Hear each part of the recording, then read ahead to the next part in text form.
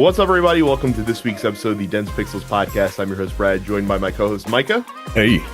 It is just the dynamic duo today. Terrence is at a screener, I think. Going to see Creed 2. I haven't seen the first one.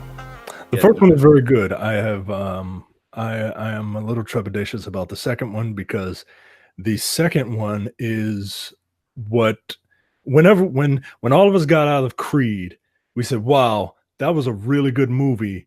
I hope for the second one they don't go with the low-hanging fruit of having him fight Drago's son. And what are they doing in Creed 2? They're having him fight Drago's son. So we'll see.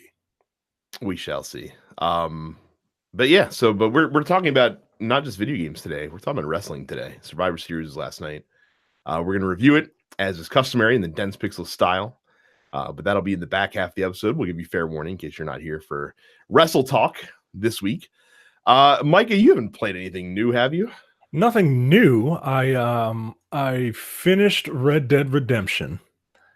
I finished the family story in Assassin's Creed Odyssey. There are multiple main story threads that you can go through.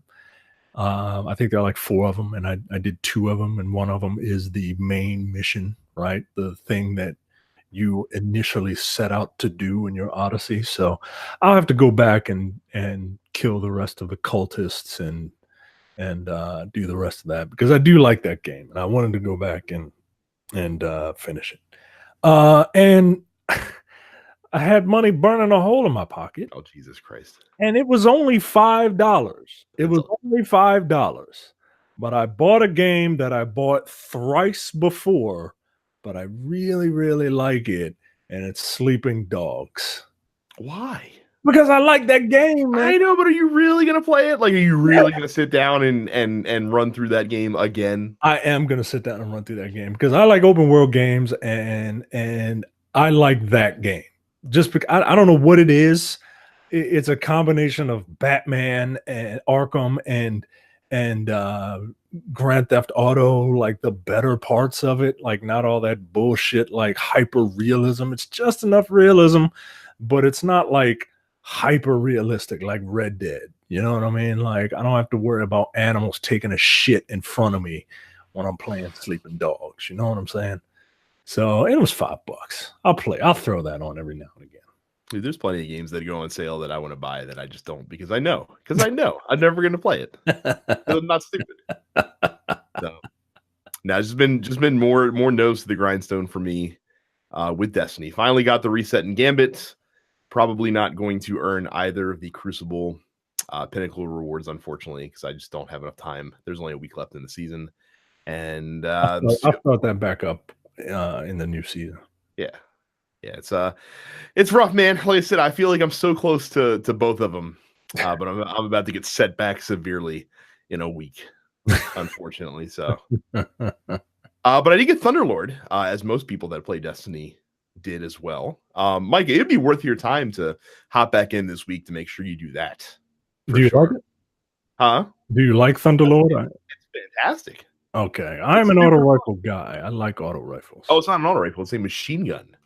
Oh, that's right. They're bringing back the machine gun archetype of weapons. That's right. Oh, I'm not really a machine gun guy though. Oh, but this is fun, Mike. How much more fun can you have shooting something and calling down lightning strikes onto trash mobs and other guardians in the Crucible? Oh, well, that is something different. And here's the other cool thing about it, man. So you know how when you get heavy in Crucible, if you're good, you'll get 3 to 4 kills with 1 heavy brick, depending on what weapon you pick up.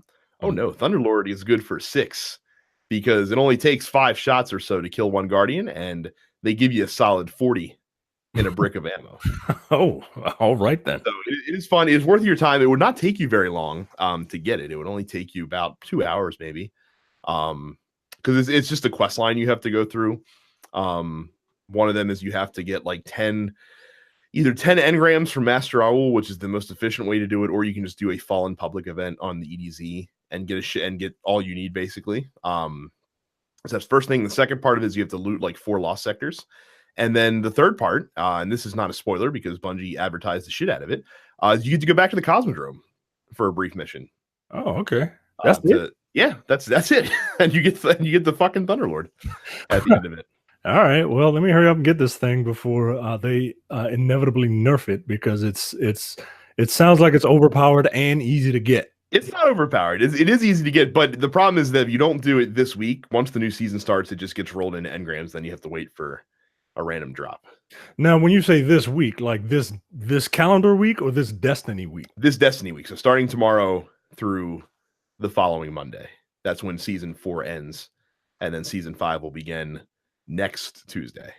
Okay, so I still have time. I didn't want to have to rush this podcast along. No, you're fine. Yeah, you're fine. You still have a week to do it, but I would highly recommend that you do it because it is a lot of fun and well worth the 2 hours. I wouldn't even call it a grind. It's just 2 hours of doing busy work and then a fun mission that you have to do that'll have lots. That actually the mission to get it's actually fun just because the final boss fight is very intense because there's tons of ads. Excellent, like that to kill. So yeah, it's good times. So let's move on from there. Make sure to go to youtube.com/DensePixels, subscribe to the channel and ring the bell icon so you never miss when we post a new episode. We do episodes of this podcast. We do Let's Plays. We do reviews. Maybe we'll get back to doing reviews at some point. We'll see. It's hard to find the time to put that together. But yeah, youtube.com/DensePixels for that. Don't forget to subscribe to the premium side of the TNP Studios network at densepixels.com/premium. It is just $5 a month or $50 for the entire year to get access to our premium slate of shows, including the Look Forward Political Podcast, No Time to Bleed, The Men with the Golden Tongues, and the airing of Grievances. There's over 350 hours of content for you to listen to already, and more being added every single week. So densepixels.com/premium. And no matter which podcatching application you use, whether it's Spotify, Google Podcast, Apple Podcast, whatever, make sure you subscribe to all of our shows, which include this show, The Nerdpocalypse, Black on Black Cinema, and Coming Distractions. And we will deliver you new episodes in the middle of the night. New releases this week. Battlefield 5, the standard edition, comes out this week. So does Farming Simulator 19. Bendy and the Ink Machine comes to console. Beat Saber coming to PlayStation VR, SteamWorld Dig 2 coming out to Xbox One, and Spider-Man the Turf Wars DLC releases this month as well. Of course, if you have the season pass, you can download that as part of that, and it continues the story started in the first DLC pack that released, which you enjoyed, if I recall. I enjoyed it. It was more the same, which is not necessarily a bad thing, but I would hope that they would escalate the variety up a little bit. But I don't think they will. I think it will be more of the same, which, you're very lucky that I like your game and Spider-Man. Because if I didn't like both of those things at the same time, then yeah, it would be cause for a little bit of bitching on my part. Just 2 release date and new game announcements. There's a line from Super Troopers that I quote often, and it's an unheralded line. That line is, "Desperation is a stinky cologne." I mention it because PlayerUnknown's Battlegrounds is coming to PlayStation 4 on December 7th. Awful quick turnaround time on that, eh, Micah? Yeah. They the writing was on the wall, but they just had their eyes closed for a while. It is entirely possible that this was the plan the entire time, but boy, does it look like a reactionary move based on the current climate of not only Fortnite dominating the battle royale genre, but Blackouts getting a lot of positive praise and press with Call of Duty Black Ops 4's release. So, but hey, you've been clamoring for some PUBG on PS4. Your wish will come true. No word yet as this is the beta release or the full release. Hopefully they figured out to release the full game at this point. But yeah, so that's coming. And something else that's coming is the Astro C40 tournament ready controller, which is a new pro controller coming from Astro, their first entry to the marketplace, as I recall correctly. But this is also probably Logitech's doing. And they're just using the Astro branding, if I had to guess. This looks very similar to the recently Scuf Vantage, which I was not a huge fan of personally. But it looks like it kind of amps up the eliteness of it. You can now swap the D-pad and analog stick modules to different places on the controller, so it's not locked to one alignment. So whether you like them together or offset the Xbox controller, you can do that. Comes with a variety of different analog sticks. Comes with 2 buttons on the back that are actually correctly placed to be able to use them ergonomically, which is very nice as well. The buttons are completely remappable, and with the Astro app, you can actually customize the controller like you can with the Elite controller, where you can customize like dead zones and how the controller behaves and things like that. This is probably what the Scuf Vantage should have been. It's going to come out in early 2019. It's going to cost $199.99. So if you were looking for a Pro controller on PS4, and if you either did not like the Scuf Vantage or you were just looking for something better, check out the Astro C40 TR, and we'll see how that goes. Do professional gamers really get all these like transforming controllers, or is it something that manufacturers kind of put out there and want you to use? You know what I mean? I do think I know influencers definitely do. Like most influencers that you see for a lot of games are sponsored by like Scuf or I was about to say, but like that. They get paid to do that, right? I'm sure they do, and I'm sure they don't have to pay for their Scuf controllers as well, but they are using them. And so, I mean, obviously there's an incentive for them to advertise them. Again, I didn't care for the Scuf Vantage, but that was more of the ergonomics of the controller rather than how it performed. It just didn't jive with me. I think this one might be a little bit better. It seems to fix the major design issues that I had with the Scuf. We'll have to see. It's still several months away. But Astro's name carries a lot of cachet along with it. So, and this is licensed by PlayStation as well. So I look forward to your review of this controller. Yes, because I'm probably going to end up getting one because I am. Why not? So, I mean, why not? It is what it is.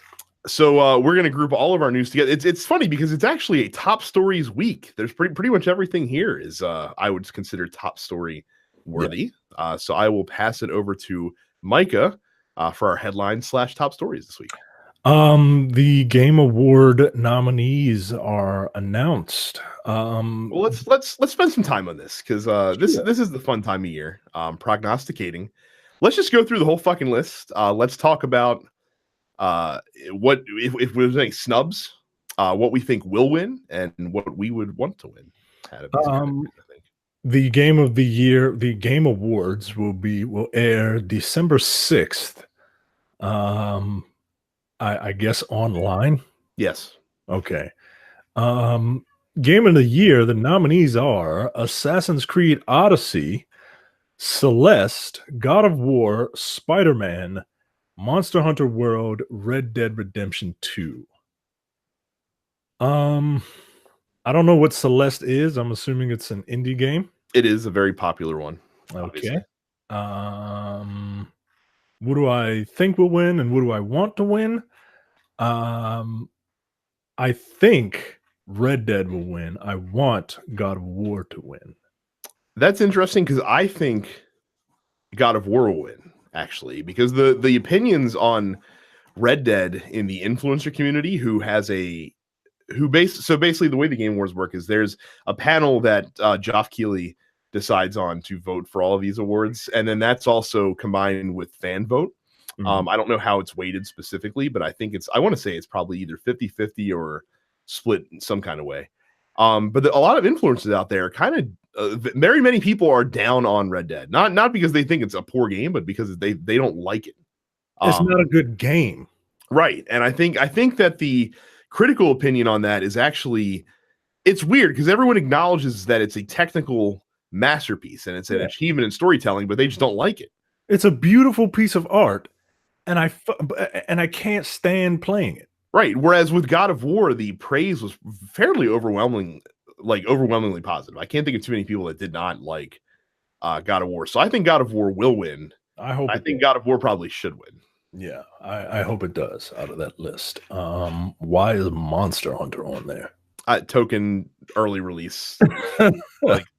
Like, see, guys, we don't forget about the games that come out in January and February. There's no recency bias here. Best ongoing game. It is the game that is it's awarded to a game for outstanding development of of ongoing content that evolves the player experience over time. Basically, it is the best Games as service. games as service online only, mandatory game. Destiny 2 Forsaken, Fortnite, No Man's Sky, Overwatch, and Tom Clancy's Rainbow Six Siege. Look, I'm glad that No Man's Sky made this list. Yeah, okay. They deserve it after the work that they have done to improve that game over the last 2+ years. Look, if this was the most improved award, then yes, I would agree with you. But is there any question that Fortnite is going to win this category? I mean, it's Fortnite. Like, of course it's going to win, right? It probably deserves to as well. If we're being honest. So I haven't played it, but everyone who has played it loves it. So okay.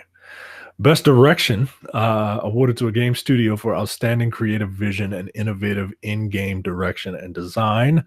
Nominees are A Way Out, Detroit Becoming Human, no, God of War, Marvel's Spider-Man, and Red Dead Redemption 2. Man, that one gotta go game is real easy with this category. While I really enjoyed Spider-Man, that's a no from me.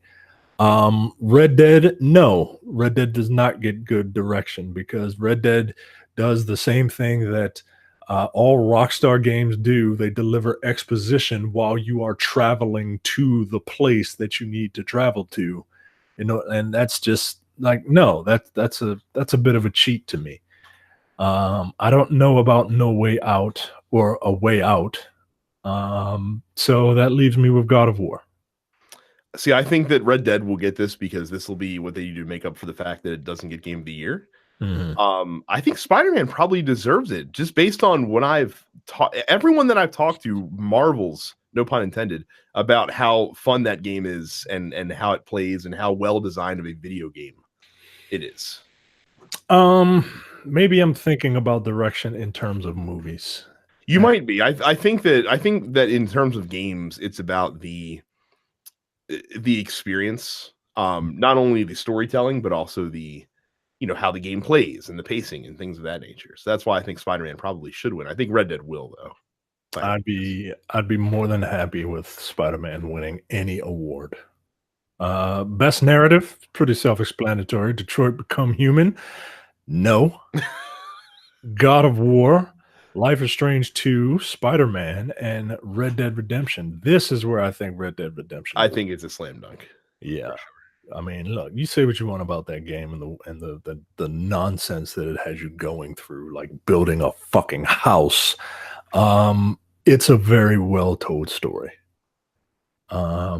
Best art direction, Assassin's Creed Odyssey, God of War, Octopath Traveler, Red Dead Redemption, Return of the Obra Dinn. I have no idea what that is. And it looks like it's on here just to be an indie darling.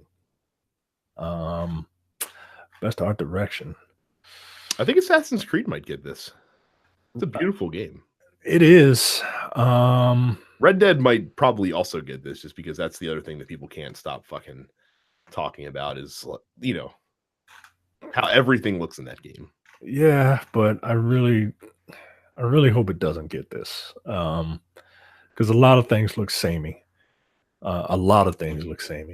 Until you go up into the mountains where, it's snowy and stuff. But everything in the South kind of has the same type of feel. It is beautiful, and it probably will win because it's not quite as beautiful as Assassin's Creed.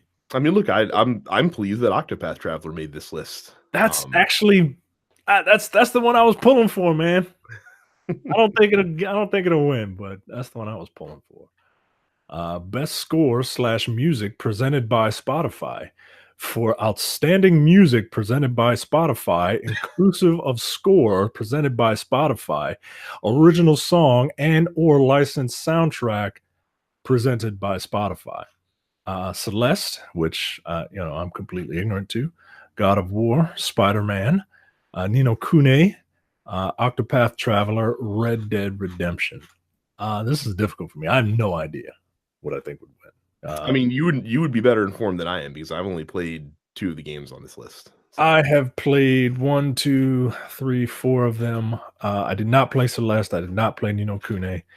I got to tell you, man.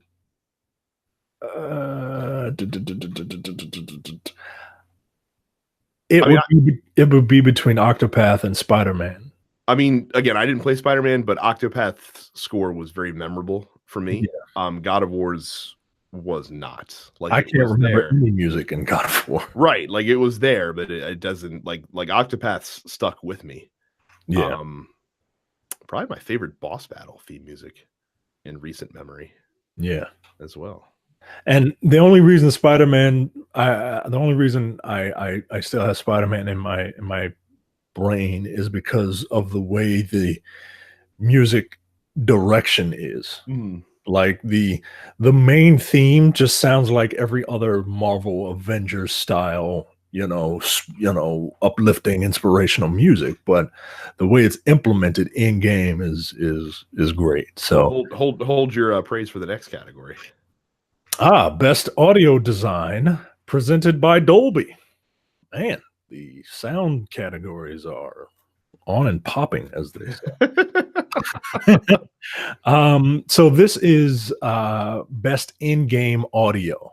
So, bullets and tire screeches and stuff like that. Call of Duty Blops 4, Forza Horizon 4, God of War, Marvel Spider-Man, and Red Dead Redemption. This is another difficult one for me.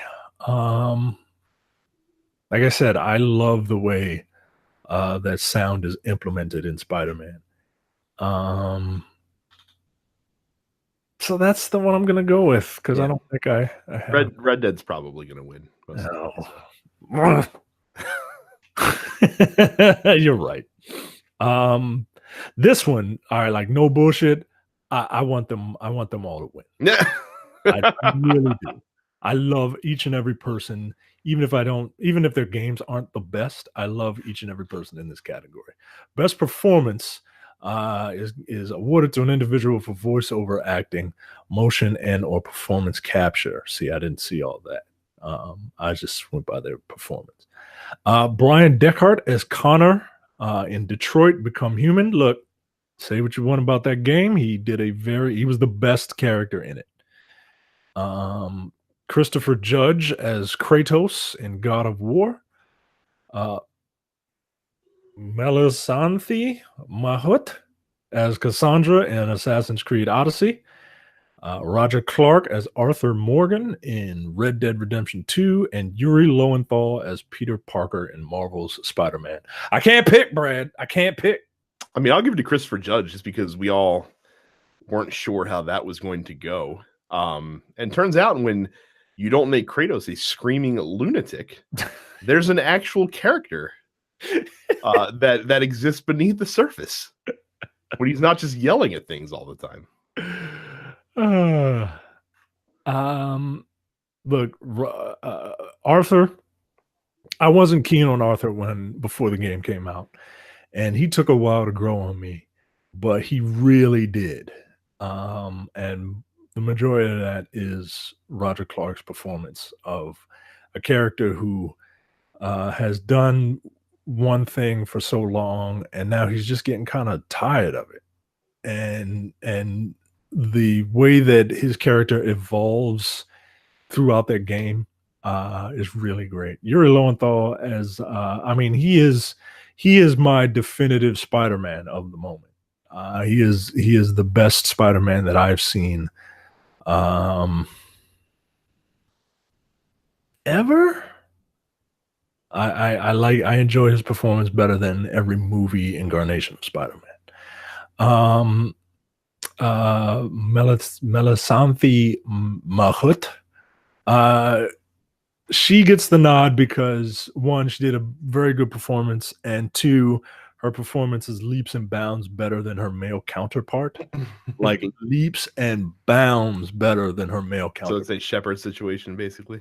Yeah, yeah, but I don't know if that performance can hold up to some of the other ones. Look, and like you said with Christopher Judge, man, like he took a character that everyone knew to be just a raging dickhead, and he showed that there is an actual character within it. So, like, I don't know, man. I don't know. Most impactful We game. could probably skip the next couple of categories. Yeah, most impactful Let's game. I get just it all wanted to done. say most impactful game because games for impact sounds stupid. It does. Fair enough. I don't know any of the games on that. I don't know any of the games in the independent joint. I think Dead Cells will probably win that. I think it'll tip Celeste for that one. Good, because that's the one I've heard of. Best mobile game. I don't play mobile games. It'll be Fortnite. Probably. Spoilers. Best VR game. What the fuck is VR?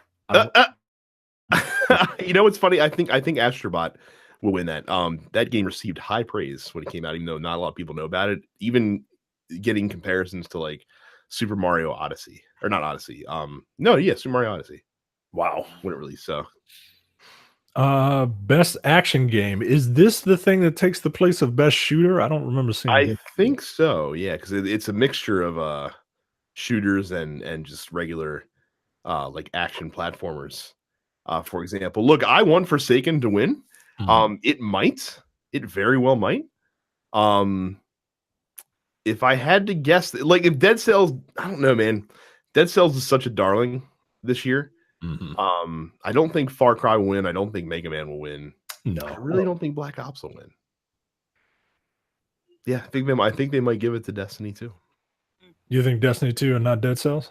Yeah, I do. I think enough people, especially. Well, that's the tough part though, man. Because like I said, it's the people that love Destiny are the ones that love Destiny 2 Forsaken. And if you're like a casual Destiny fan, you probably didn't even bother sticking around for it. So right, it's tough. Like it's tough with these because you have to also kind of read into the people that are going to be picking the awards for it. So yeah, especially if like part of it is fan vote and fans are incredibly fickle. Especially when it comes to Destiny, like everyone has a hard on to hate Destiny for some reason, but they all play it. Like I don't know. It's like banging an ugly hooker. You know what I mean? Like you want to say that you've had sex, but you don't want to admit that it's with an ugly hooker. You know what I mean? Best action adventure game. How did Shadow of the Tomb Raider make this list when there was so much vitriol for that game when it came out? Not even vitriol, but just like blasé. Yeah, just so much apathy for it. Like right. No one knows when that game came out. No one. Spider-Man's winning this, by the way. Yes, this is the one where Spider-Man must win. It must. The nominees are Assassin's Creed Odyssey, God of War, Spider-Man, Red Dead, Shadow of the Tomb Raider. Look, Spider-Man has to win this. If Spider-Man wins one award, it has to be this. And if it doesn't, then this award show is a sham. Because I didn't get the thing that I wanted. It doesn't affect me in any way, shape, or form. Best role-playing game, Dragon Quest IX. I have not played. Monster Hunter World. Ni no Kuni 2. Octopath Traveler. That's better win. And Pillars of Eternity 2, Deadfire. I think Monster Hunter is probably going to win, though. I think people want to acknowledge that game. And then I think the other problem that Octopath Traveler had that a lot of people had with it is that it doesn't have that cohesive story. You know yeah. All 8 characters are just kind of right, and the end game, and the end game to be desired, apparently. So yeah, the end game is a bit of a bitch. Yeah, so it's probably going to go to Monster Hunter, and again, I think that'll be the, see, we don't forget about these early games token award. Best fighting game. The nominees are Dragon Ball Fighter Z, Dragon Ball Fighters, Dragon Ball Fighters, and Dragon Ball Fighters. I'm amused that Street Fighter Arcade Edition has a nomination in this category, as if it's a separate game from regular Street Fighter 5. It's like they just need to pad out the fucking roster just to make sure that there's at least 4 people that were nominated for the award. Look, Dragon Ball is going to win this award. The other nominees were Blaze Blue and Soul Calibur. There's no way in hell Dragon Ball does not win this. Like it's not possible. Like even the point. Like that should be the first award just to get it out of the way. Let everybody know. Yeah, all right. No, that's one of those awards they hand out before the show that they just as an afterthought because of course Dragon Ball is going to win. There's no way it's not going to win. I'm disappointed to not see Super Smash Brothers Ultimate E3 build as a nominee though. Hey. Competition for Dragon Balls. Best family game, Mario Tennis Aces. I got my wife to play that, and she had a good time. Nintendo Labo, Overcooked 2, Starlink Battle for Atlas, and Super Mario Party. What do you have a family? What do you think? This category doesn't read as best family game. It just reads as family games that released in 2018. How the fuck did Nintendo Labo make this list? And Starlink. Like the other three, fine. Mario Tennis does not deserve to win this. I would give it to Overcooked 2. There you go. Mario Party might get a nod as well, but Overcooked 2 is what would be my choice. I think it'll win. I do. I don't play strategy games. Nor do I. Best sports/racing game. Dude, if FIFA doesn't fucking win this, I swear to God. I swear to God, it's the best. It is the best FIFA they've put out. What if Pez wins? You know what's gonna win? It's gonna be fucking Mario Tennis or Forza. One of those two is gonna win, and it's gonna piss me off. Mario Tennis doesn't deserve to win anything. Look, I'm sorry. The gameplay in Mario Tennis is great. It is super threadbare on shit to do. All that you can do is go online and play other people. That's it. Or play locally. That's it. You got nothing else. But Forza is probably going to win. If I had to guess one, because for some reason FIFA never gets love, and driving games, even though FIFA is the most popular game in the critical community, driving games are a little bit more ubiquitous. So yeah, I think that'll probably win this. Well, the Dense Pixels podcast as a show will be pulling for FIFA. Best multiplayer game, Call of Duty Black Ops 4, Destiny 2, Forsaken, Fortnite, Monster Hunter World, and nothing else of value. How dare you give short shift to what would it most assuredly be Terrence's pick if he were here for this award, which is Sea of Thieves for best multiplayer game. Look, man, again, if it were me voting, I would be voting for Forsaken. I know 100% shadow of a doubt that Fortnite, again, is going to win for best multiplayer game. There's no doubt in my mind. Of course. Best student game, don't care about the kids. Best indie debut, don't really give a fuck about indie games. Best esports game, Overwatch should win. From an esports standpoint, it should definitely be okay. Overwatch. Yeah, because I'll sit there and watch Overwatch for some strange reason. I'll sit there and watch it. Best esports player presented by Omen by HP. Sonic Fox, Tokido, Uzi, Simple with a 1 instead of an I, and Jonak. I'm rooting for everybody black. Sonic Fox. That's what I'm thinking. Sonic Fox probably should win. Yeah. I think that's the best call there. I don't really care about esports teams. No. It'll probably be the London Spitfire because they're the only ones that anyone will have ever heard of since they won the Overwatch League. I think we're getting a little ridiculous with these categories. Esports coach. Really? Lord. Best esports coach. Do the ESPYs hand out like awards for best NFL coach? They probably do. They probably do hand out like a coach of the year award. But you actually know who those people are.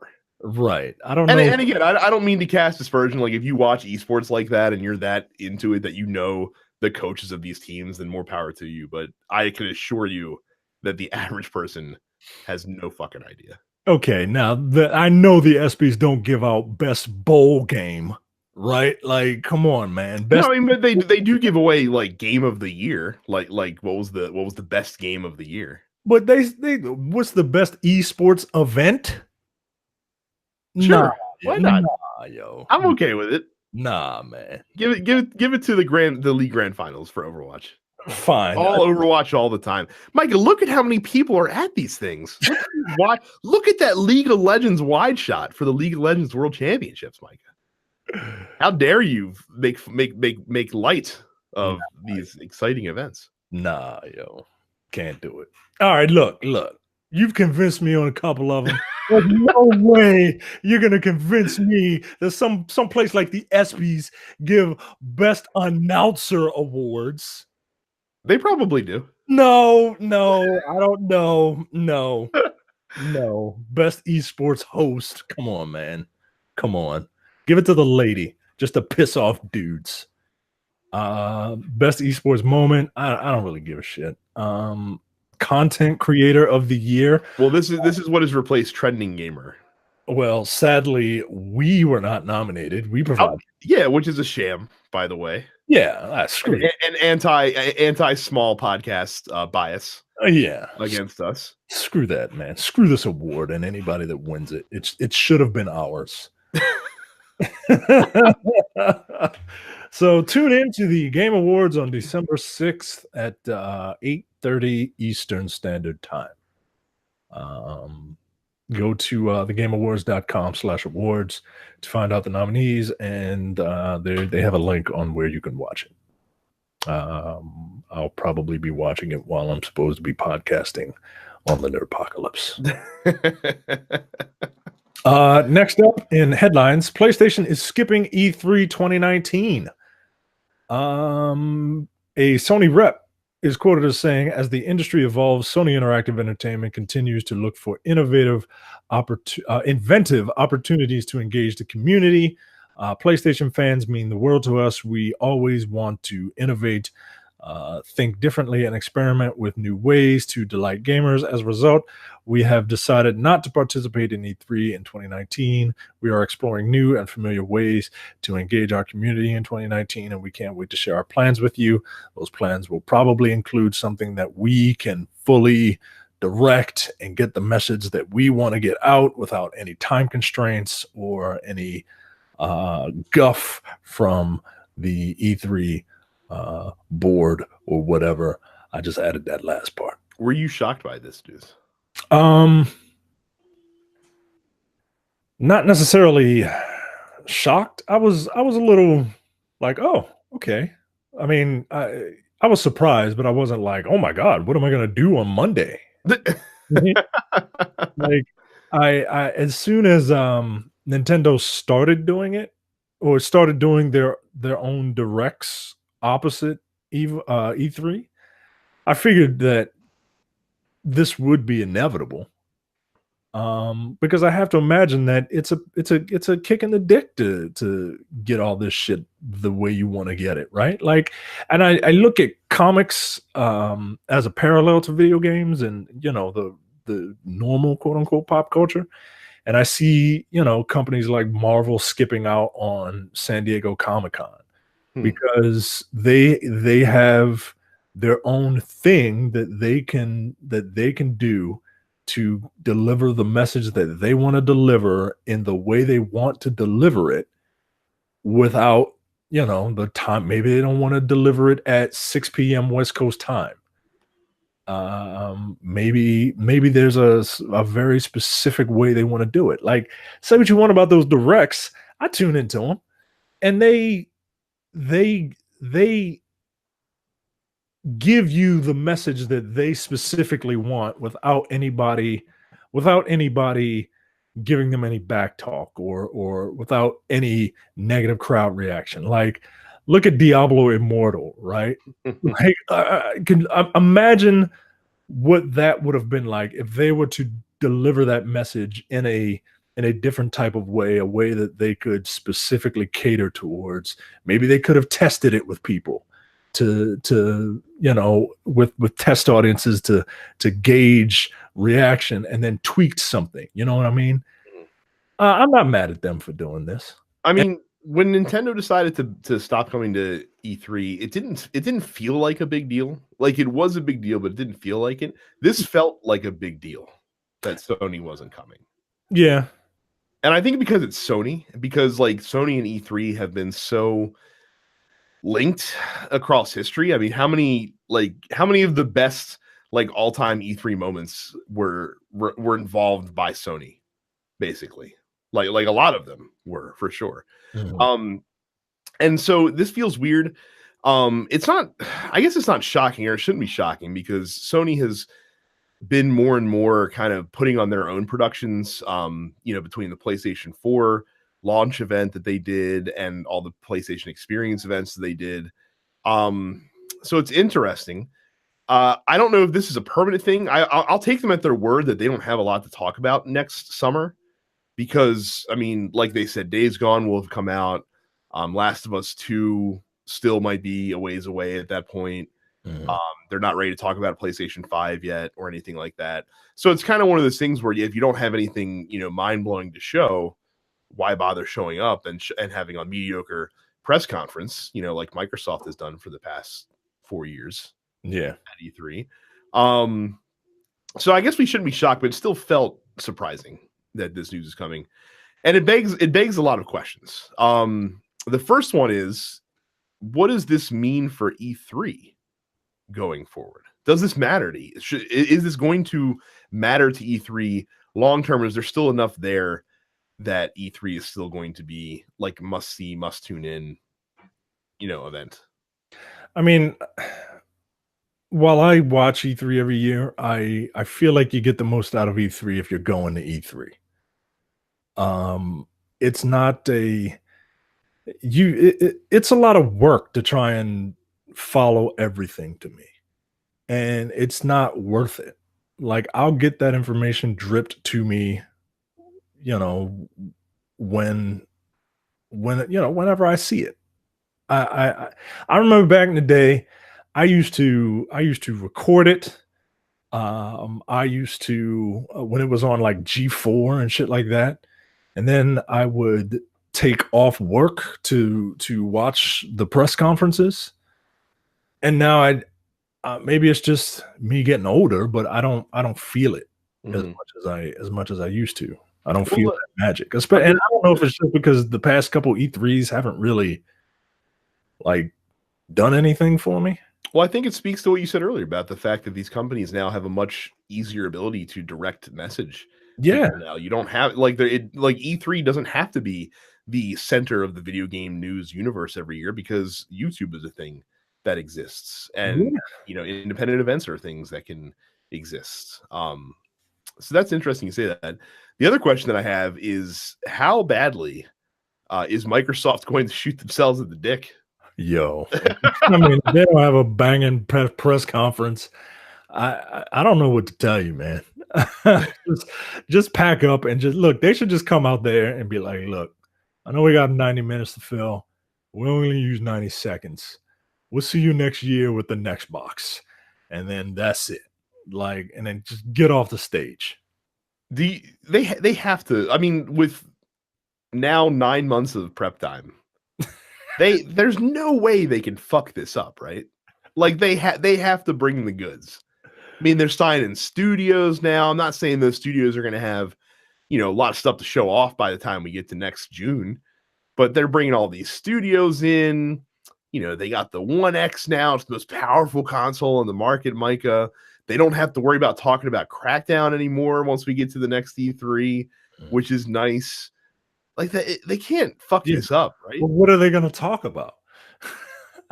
I, I don't know, man. I don't put it past anybody, especially this generation with Microsoft. They just kind of, like you said, shot themselves in the foot very, very early on. That's And not what I said. I said shot themselves in the dick. in the dick. Sorry, they took a gun, pointed it at their penis, and pulled the trigger very early on in this console generation. So I don't know, man. I think they should follow suit. Quite frankly, I think they should follow suit. I think they should take this as an opportunity to be like, you know what, we're gonna skip two. and And come back. we're gonna go to Mexico City and talk about a bunch of nonsense for All right. We're gonna go to Tijuana where they still care about us. And look, if I'm a major third party publisher, like not counting EA and the people that already present there, like Activision, for example, like Activision should be booking stage time at E3 now to talk about their shit. That would be smart. Fill that void. Yeah. So I don't know, man. I don't know. But E3 will be interesting. And now, I mean, look, maybe I'm a fanboy. I don't really like. I look forward to the PlayStation press conference, right? Because it's like it's at night. You know what I mean? Like everybody's loosey goosey, right? Like, and now I don't really look forward to E3 next year. I know I'm gonna miss it. I enjoy, like, the past couple of years we've been watching those together and doing live, reactions and stuff like that. That was a lot of fun. I'm gonna miss that this year for sure. So. Yeah. So and I say that now. Come June, I'll probably be back all in. So we'll see. There will be no Nintendo 64 Classic coming anytime soon. Every Nintendo fan's favorite stepdad, Reggie Fils-Aimé, said that the Nintendo 64 Classic is, quote, not in our planning horizon. Now, normally a response like that. What the fuck kind of response is that? Well, that's why that guy's good at his job. It's a non-answer. Why don't you just say not on our horizon right now? You don't have to say planning, or we're not planning on it right now. No. It's not on our planning horizon. You see, we have a horizon, but we have to plan for that horizon.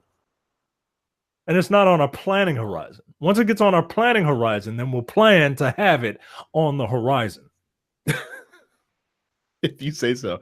I'm pretty sure the only reason that this is not happening anytime soon is because getting the games that they actually want to get on this thing is going to involve a lot of backroom dealing with a lot of different companies. That's all it is. Like he also says, we were clear when we did the first two classic series that for us, these were limited time opportunities that were a way for us as a business to bridge the gap from the conclusion of the Wii U as a hardware system to the launch of the Nintendo Switch. Like, that's what really? What? No, you this wasn't a bridge. This was, oh shit, we need more money. Right, if it was a bridge, you wouldn't have released the SNES after the Nintendo Switch came out. Get the fuck out of here. Right. So like he's very good at his job. And then people will be waiting for the GameCube Classic, which is not going to happen because there are no classic GameCube games. I'm being a dick. Oh God. But that's okay. Hey, they don't need a GameCube Classic. All they need to do is keep pumping out GameCube controllers, and that'll satiate those monsters. What's the GameCube Classic have anyway? Super Smash Brothers Melee, so we can finally play it again because we never stop playing it. Fucking what else? I really hope Ultimate like really kills Melee, like the love for that would be a delight. Like, if that happened, that would be a delight. If I never had to hear the name Super Smash Brothers Melee ever again for my entire life, it wouldn't be too soon. I swear to God. Speaking of names that you will not hear for a long time, the Call of Duty gamer that ordered a fake swatting that killed an innocent person has pled guilty this week to federal charges related to that incident and a number of other false threats. This asshole, who is 25, of Los Angeles, is accused of placing a call to dispatchers in Wichita, Kansas on December 27th, 2017, claiming to have killed one person and to be holding two others hostage. And when the police responded to the address that this dickhead gave them, they confronted Andrew Finch, a 28-year-old innocent bystander. Police shot Finch dead, saying that they believed he was reaching for a weapon. Finch was not armed. This prick who made the call will be sentenced on January 30th, 2019. I hope they throw you under the jail, and I hope you burn in hell and die. We talked about the story when it first happened, and Yeah. we were pretty aghast at it. So it's good that that he will face justice, hopefully with a nice long sentence. Apparently, this prick has placed bomb calls to headquarters of the FBI, the FCC, high schools, universities, shopping malls, and television stations because he is a fucking lunatic. Yeah, look, yeah, he looks like a fucking weirdo too. Yeah, go to hell. Go to hell and die. That's enough of him. There's a new rumor. Why is there a Ghostbuster? You know what? I just read the caption. Fuck you, Polygon. There's a rumor that a new Xbox One model is on the horizon, on the planning horizon, and it's a shame we have to title this episode after the Survivor Series, because Planning Horizon would definitely be the winner this week. And this new console is an Xbox One S that does not have a disk drive, according to an unnamed source in a rumor posted on a website that I've never heard of. Again, this is all rumors and speculation, but according to the rumor, the console will run less than $200, so $199. Okay, and says that Microsoft stores will support a program whereby users can take in physical Xbox One media and trade it in for a digital download on their Xbox Live account. Apparently, Microsoft is moving forward with this very carefully because it knows that a sizable portion of its users do prefer to buy physical games and not download them. Because we live on the coasts, we have ample Wi-Fi, whereas I assume that people in landlocked states, in like where a bunch of red is, like they don't have like super fast internet. So I assume that the majority of those people buy their games physically. Do you think this is the future, or do you think our infrastructure in this country is nowhere near strong enough for a company to release a diskless system as primary? Not only is our infrastructure not capable of doing it, but games are only getting bigger. I mean, Red Dead Redemption 2 is what, 105 gigabytes of install. And as games get more complicated and pack more stuff in, they're only going to get larger. So that becomes a problem when you're talking about storage, because storage is still fucking expensive and always will be fucking expensive, because that's just how memory goes, especially when we're talking like solid state, which I have to imagine in the future it has to be mandatory on these consoles. Data caps are a problem if you are unfortunate enough to be saddled with certain ISPs that have data caps that will throttle your data when you get over a certain point. That's certainly going to be a problem. Mike has said coverage is a big deal as well. And also just the fact that games are still more so than movies, I think, and more so than music, which have shifted towards a fully digital outlook. Games, I think, are still looked at as more of a commodity in a lot of respects. There's still a lot of people that don't want to pay $60 for a game and not have the ability to get something for that game at some point eventually down the road when they're not playing that game anymore, because $60 is a lot of fucking money for something that you can't get a resale on, basically. So I think that more people than people realize are still, happy to buy their games in physical format. And I think there's a reason that this is like the budget production SKU, right? Like this is just an option out there, but like the One X is not going to ever not have a disk drive, I don't think. And I don't think the next Xbox One is going to not have a disk drive either. I think that we're still way too far away from that. And it's just, I can't see this being the immediate future. It's hard to I think I think subscription services is much more of the future part than just being able to download all games all the time forever part of it. I think if they can get the streaming part figured out, where you have the same, like a relatively same experience. That would be more of where that would go. But yeah, with this, like I said, I think they're just looking for a budget option. But it's funny because the type of people that would be looking for a budget option aren't necessarily the type of people that are going to want to download all their games. I think. I don't think there's a huge overlap there.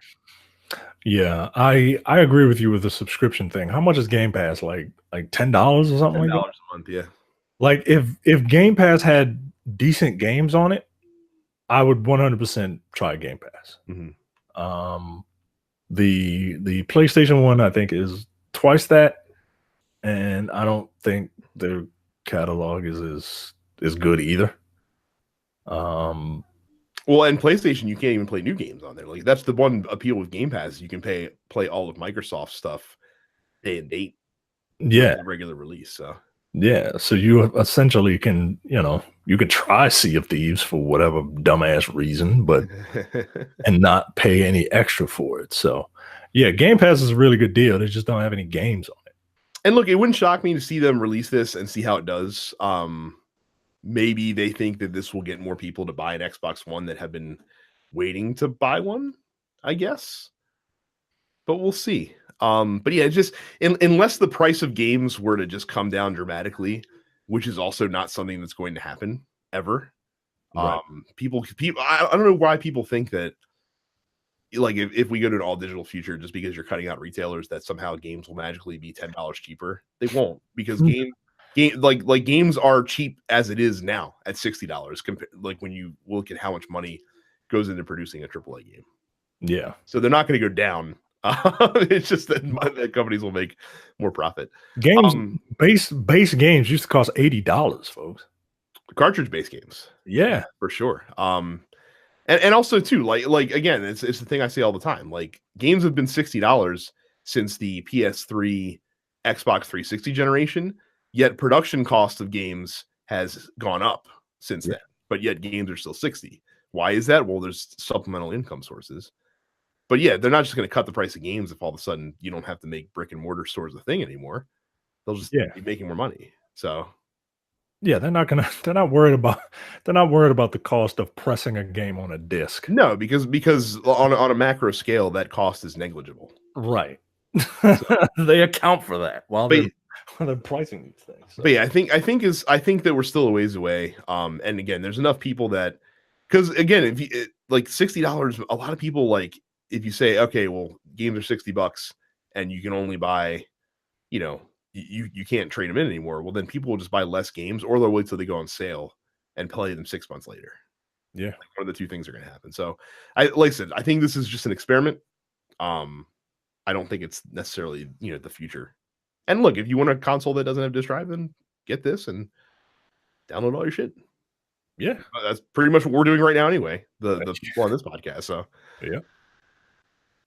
But yeah, so that is it for our news stories for this week. Real quick before we move into Survivor Series talk, don't forget to go to densepixels.com/Amazon whenever you buy anything. Like when you buy this new Xbox, this $200 Xbox with no disk drive, buy it off densepixels.com/Amazon. We will get a small percentage of your sale, which helps support the show, which we appreciate. So again, densepixels.com/Amazon for all items big or small. We'll also take care of our housekeeping. Real quick, don't forget to go to densepixels.com/fans to join our Facebook group. Make sure you go follow us on social media at densepixels. Subscribe to the podcast. Make sure you check out youtube.com/densepixels. And of course, we're all on Twitch as well. Not used as much anymore. Terrence is the most active there. He's Apparition410. So is Carrie. As Sup, it's Carrie. I'm densepixels Brad. And again, like I said last week, Micah has a Twitch account, Dense Black Nerd, though it does collect dust. Yeah. So that is the video game talk for this episode. We're going to take a quick break and be back with our talk about Survivor Series 2018.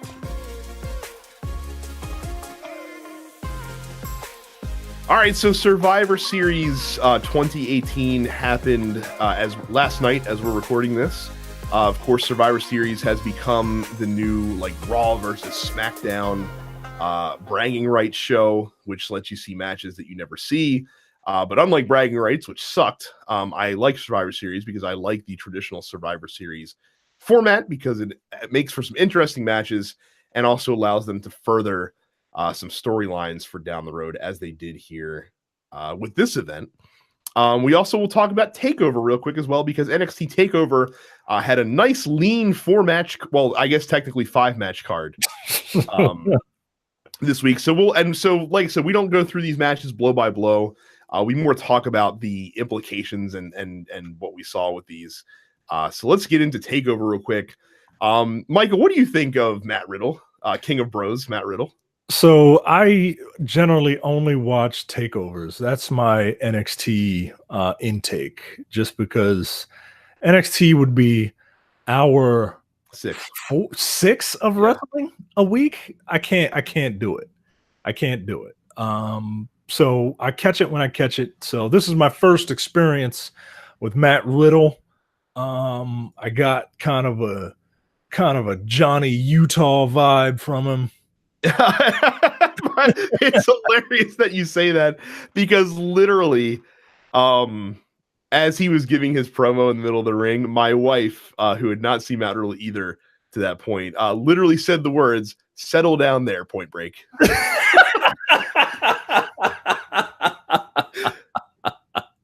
Look, man, I hate that archetype of person in real life, but for some reason I like Matt Riddle's take on it, because he's into it so hard. Between like the kicking off of the fucking flip flops when he gets into the ring, and all that shit. He gets to fight Cassius. He called out Cassius Ohno. They're supposed to wrestle next week on NXT, but he called him down and knocked him out and pinned him in about 5 seconds. With a knee to the face. Apparently Matt Riddle's like really awesome, so we'll have to see as time goes along. He was a big deal on the indie circuit.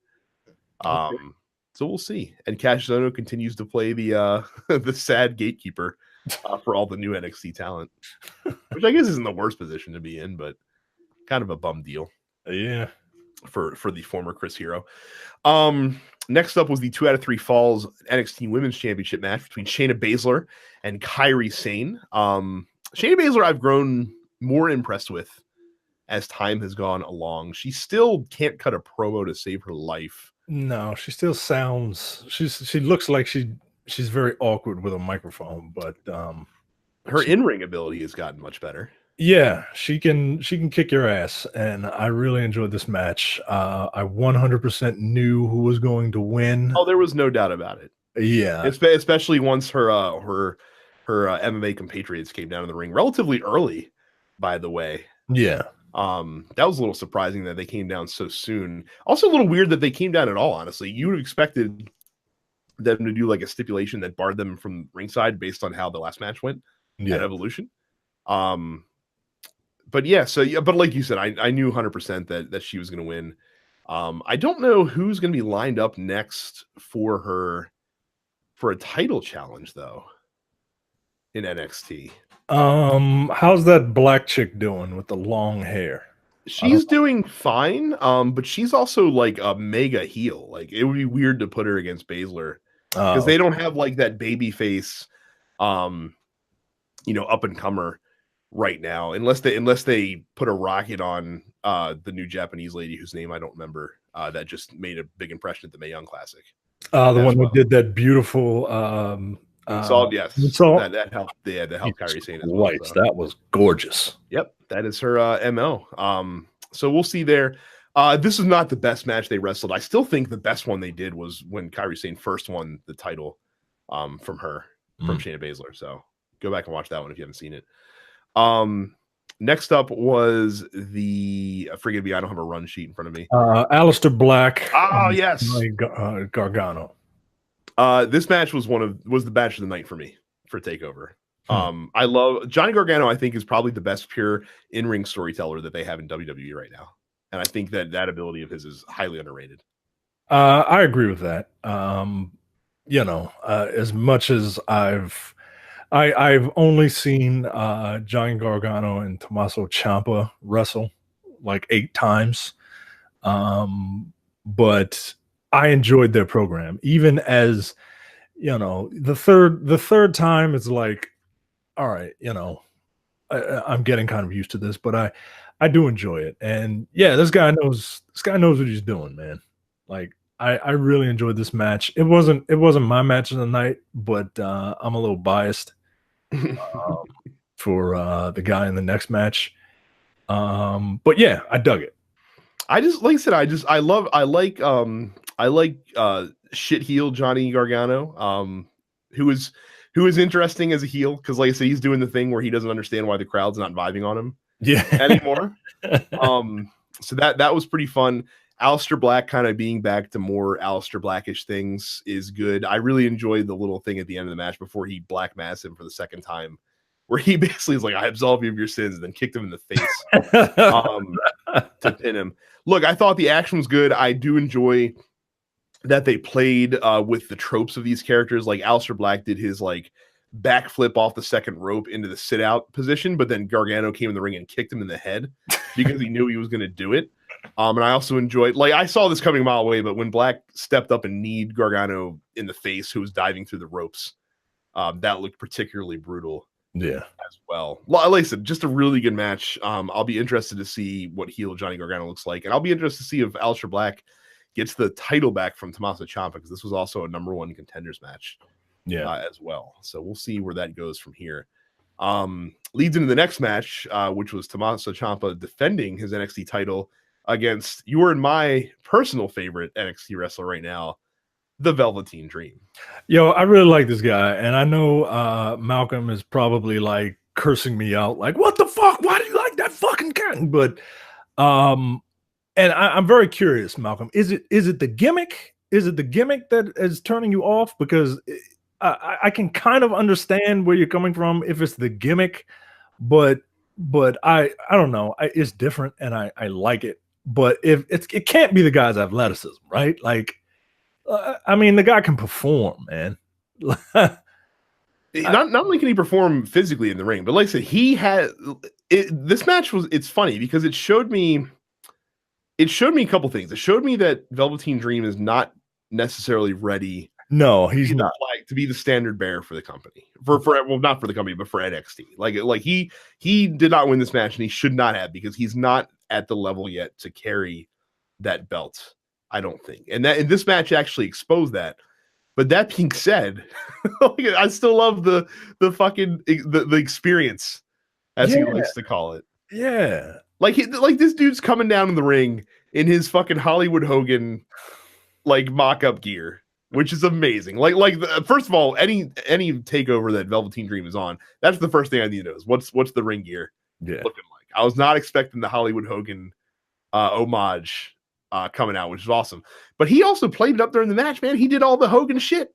Yeah. He did all the Hogan stuff, which like I said, you can, to varying degrees of acceptance from fans, but look, fuck Hulk Hogan. Do his shit. Yeah, fuck him, yo. Do his shtick. Do it and do it better, because that's what he did. So and to his point, after the leg drop wasn't enough by itself, because after the leg drop, he did his Death Valley Driver, which is the best Death Valley Driver that's ever existed. Yeah, man. I like that guy, but I 100% agree with you. He's not ready, all that call me up Vince on his tights and shit. Like, no, you're not ready for that. You're not ready for all that yet. No, and he's a guy, and he's still young as shit. He's what, 23? Yeah. I think they said he just turned 23 years old. Yeah. So yeah, he's still got a ways to go, and he's still got a ways to get there. But I think he's on the right path.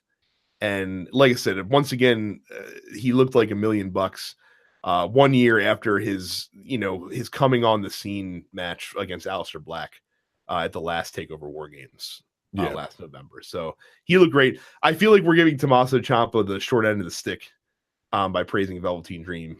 He's also a very good in-ring performer and someone who it's funny because, like I said, up to this point, he's pretty much only worked against Johnny Gargano as a singles wrestler. Yeah. So it was cool to see him against somebody else. And it helped me appreciate him more as well.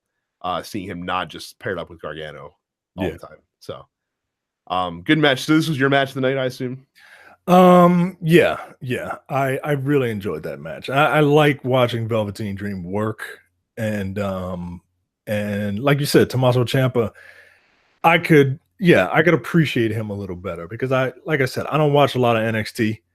And the last 3 takeovers that I've seen, they've all been against the same guy. So yeah, I dug it. And I love Tommaso Ciampa as a heel. You know what I mean? Like he's got that he does the heel thing right, where it's like, I hate you, but I don't really hate you. But I know I'm supposed to hate you, and I do, but I actually kind of like you. Yeah, he's pretty cool. Like I said, it's my appreciation for him has grown by leaps and bounds because he was to me like when they were in DIY, he was just the other guy that teamed up with Johnny Gargano. Right.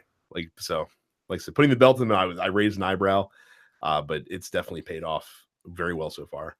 The main event was the War Games match, the Undisputed Era taking on the makeshift team of Ricochet, Pete Dunne, and War Raiders. This was a little bit of a letdown for me, just because that they did a few of the greatest hits spots that you also saw at the TakeOver War Games last year. Look, man, if I could see another multi-man tag match that does not feature a Tower of Doom spot, that would be fantastic. I'm just tired of seeing it. War Games, I love the War Games concept. I loved it in WCW. They cheapened it over the later stages of WCW because WCW hasn't meant anything they couldn't fuck up 10 ways to Sunday. But I like the concept of War Games. I love the fact that the heels always get the man advantage because why would you do it any other way? I even like NXT's remixed version of it. Like I said, it's weird not having the enclosed cage, but at the same time, adding the rule in that you're disqualified if you leave the cage. Just gives you the room to go on top of the cage and do some shit that you couldn't normally do in a War Games match. Yeah. But for me, like the first half of the match was kind of lame. It didn't really pick up until the plunder started coming into play. Yeah. Undisputed Era having branded steel chairs is the most fucking Undisputed Era thing of all time, by the way, which is fantastic. I do like the spot that they had where Bobby Fish tried to keep Pete Dunne in his shark cage. Even though, again, why someone wouldn't have a pair of bolt cutters on standby, I have no idea. Yeah, but professional wrestling guys, we have to suspend our disbelief. And the War Raiders, I thought were pretty cool as well. They hadn't done much for me up to this point. But I did really enjoy them in this match. Those guys can brutalize some dudes. And Pete Dunne was cool too. The only person that I didn't really care for in this match was Ricochet, just because he didn't really alter his wrestling style to accommodate for the War Games part of it, which I thought was a bit of a letdown.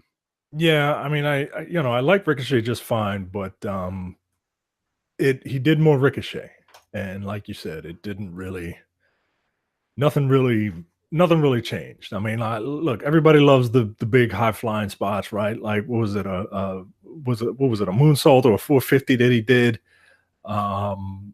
onto everybody? Like, all right, like, oh, that's cool, right? But this match was, for me, it was paced kind of weird. Mm-hmm. It was almost 50 minutes.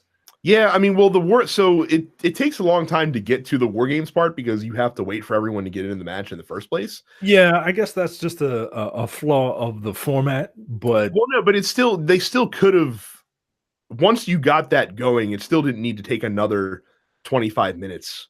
Yeah, from that point. Like the whole point of that match is the lead up to the War Games starting is the beatdown that's supposed to happen, so that once the last guys come in, like the fresh men come in, then the match usually only ends like 10 or 15 minutes after that because everyone else is beat to hell. And instead they took that as, all right, now we're going to start doing the 4-man spots that we wanted to do before the match really got rock and rolling. And don't get me wrong, those spots were cool, like fucking Hanson diving across from the opposite turnbuckle to go through that table was fucking awesome. The part that I appreciated the most was when Kyle O'Reilly had Pete Dunne locked in like a surfboard submission, and the other 3 guys of the Undisputed Era were at the edge of the one ring, like warding, like holding off the other guys so that they couldn't get over to break up the submission. Like that's smart pro wrestling. Like that's good shit. And the way that they did that by just literally like throwing Ricochet over their heads to the other side was pretty inventive as well. But yeah, it just plotted along a little too much. I thought last year's rendition was a little bit better, even though it had the weird, 3-team format. last year. So, but yeah, it was a little bit of a downer. I was also a little salty that Adam Cole or that Undisputed Era lost as well, because I told him in the tank for those guys. Yeah, I kind of like Adam Cole, man. I He's kind of pretty like awesome. that guy. Yeah, I kind of like that guy. Like I don't know what it is about him. He's got it. You know what I mean? Yes. So and then now they're going to tease a feud between Ricochet and Pete Dunne, because of course they will. So so that was Takeover. Like I said, a nice svelte card this year. And it was fine. I don't think it was one of the best takeovers. I think the singles matches in the middle were definitely the standouts of the show for me. Yeah, I enjoyed it. Everyone always likes to compare NXT and the takeovers with the WWE event. I think it's totally unfair, by the way. Yeah, I don't like doing that. I enjoyed both for what they were. Yeah, Takeover was great. It's a testament to Takeover that I only watch Takeover, but I know who people are, and I'm caught up very quickly as to why these people are doing what they're doing. So, well, that and the always impressive WWE video packages that they put together. Yeah, man. I mean, I can just watch that for 20 minutes. Fuck 3 hours of Raw, 2 hours of SmackDown, an hour of 205 Live, and an hour of NXT. You can do all that in an hour with those video packages, and I'll be caught up. Yep. So that moves us on to Survivor Series, the battle for brand supremacy. I did not watch the pre-show, but that was won by Team SmackDown, which wouldn't actually matter as the night went along, apparently. It's so stupid, dude. Like they made a big deal about it happening, but nope, it didn't happen on the main show. So fuck you. Apparently the reason that it happened, by the way, is the most like WWE reason of all time. It's actually a very WCW-esque reason. Apparently Vince didn't really communicate his plans for what he was doing with Survivor Series to whoever was putting the pre-show together. So when they made the match, they didn't even they could have easily just had Raw win that match, right? But they didn't know that that's what he was trying to do for the event. So they just booked the match however they wanted to book it, and kind of fucked up the whole. They had to keep reminding us during the main show that the pre-show didn't count. Right. All right. All right. God damn. So that's fine. So we get to the main show proper. We start with the women's Survivor Series elimination match. Team Raw versus Team SmackDown. You have Nia Jax, Tamina, Alexa Bliss, or not? Alexa Bliss is the captain. Bayley and Sasha, who was the fifth? Mickie James was the fifth woman as well. Wrestling against Sonya Deville, Mandy Rose, Naomi. Why am I struggling? Carmella, yes, and Asuka. Yes, thank you. So those were your teams.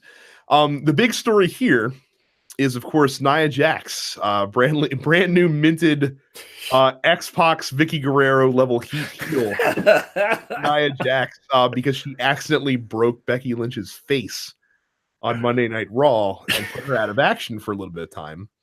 So, Mike, my question is this. What are your thoughts on using a worker who made a careless botch that injured one of your top stars right now, getting a push off on the back of that accident that happened? I mean, I guess I see what they're doing. I would think that she would be not punished, but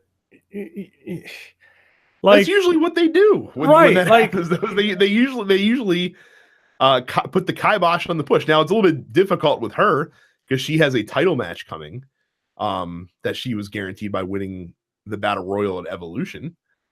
But it just feels odd that they're really leaning into this to build up heat for her. I think they didn't. I think they weren't anticipating the level of heat that this would generate. Especially with them going back and forth on Twitter, anybody gonna ask me how my hand feels? All right, yo, shut up, man. You literally ruined a money match. Right. It is kind of weird. And it's not it's the first time. You know what I mean? She's had a couple botches before, man, and it's just It's weird. It's weird, but it is also in today's WWE, it is not surprising at all. Yeah, Because I think Vince in his old age is just like, fuck these fans. I'm gonna do whatever I want to do to troll them. yeah, we'll talk about the fans later because I'm so tired of smart crowds. I say it every fucking time we do one of these things, but all right, we'll get there. Also, this match reminded me that Sasha Banks is awesome and needs to be at the top of the title scene. Yeah, on Raw. She was the MVP in this match. And I could stand to see her and Asuka in a nice program. yeah, that'll be another person that Asuka loses to. I think Vince has some sort of deep seated hatred from Japan's actions in World War II, because he just does not like these Japanese wrestlers. I mean, I don't know. Nakamura's had the U.S. title for the better part Has of he? like 6 months or 7 months. Has he? Has he? Yeah. Has he been on TV? TV, yes. Wrestling and pay-per-views, not as much. But he was in the next match where he wrestled Seth Rollins, Intercontinental Champion versus U.S. Champion. Gotta say, man. Go ahead. No, you go ahead. I do not like how this match was, how the ending was booked, man. I didn't like this whole match, man. And I don't know if it was just a clash of styles, that these two just don't jive well together because of their particular style of wrestling, or if they're saving like the good match for a money feud against these guys down the road. But this match was just kind of lackluster for me. Kind of oddly paced, very slow.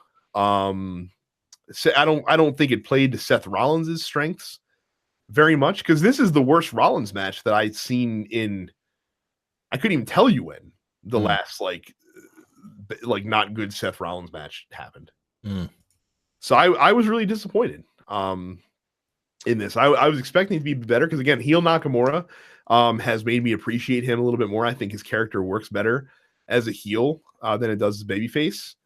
The ending I didn't like either. I think the ending served to make Nakamura look very bad in all respects. And you mentioned about, Seth Rollins' performance. I figured that was because, of the other his big storyline, right? The fact that the Shield his best friend is gone fighting cancer, and his other best friend hates him now, right? And I figured that would be the thing that is weighing on Seth Rollins. It's preventing him from being the Seth Rollins that he normally is, right? And I figured he would. That's the case. Then the announce team didn't do a good enough job of selling that story, right? And that's what I'm saying, man. Like, this would have been a perfect opportunity to have him lose this big match, put Nakamura over. Because honestly, dude, like, I'm not fucking bullshitting. I cannot remember the last time I saw Shinsuke Nakamura in a match. Since last time I saw him in a match, and I watched SmackDown, relatively regularly. The last time I saw him in a match was against AJ Styles. And again, you can have, like, I'm shocked that Ambrose didn't have a run in. Yeah, man. Like, this was a golden opportunity to have some screwy finish to help further a story.